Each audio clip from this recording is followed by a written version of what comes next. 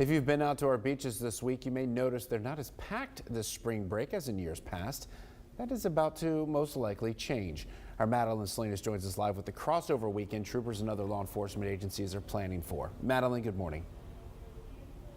Hey, good morning, South Texas.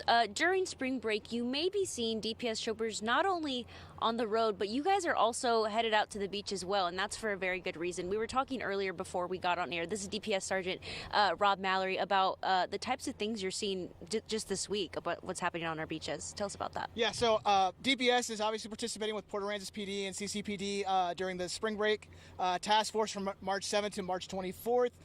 So we've had about 10 troopers out in the Port Aransas area for the last couple of days.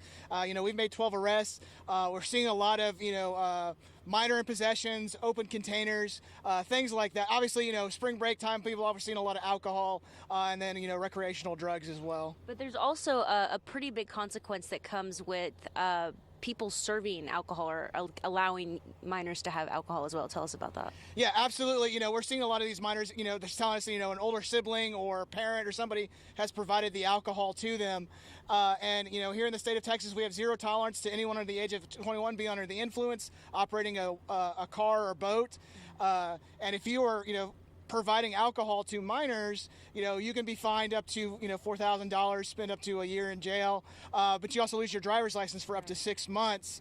And then obviously, if they those minors go and hurt somebody because of their intoxication, you can be found liable for that as well. Absolutely. And, obviously with such a big weekend specifically coming up, you guys, like you were talking about earlier, are collaborating with Port Aransas CCPD.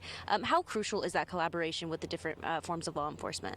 I mean, it's crucial because, this time of year, we see a lot more people coming into the area, and we just need more. Every agency needs a little bit more support. So it's it's good when we can pool our resources together and focus on a common thing, because we want everybody to have a good spring break and be safe and have a good time. But we want to just make sure that people are doing the right things so everyone gets to go home safe. And that's right. Just like you said, it's always a good thing to have fun, but you always want to be safe. We're going to have more tips and resources coming up in about 30 minutes. John Thomas, back to you for now. Madeline, thank you. It looks a little breezy out there. Yeah, more wind today Yes. than we had even yesterday.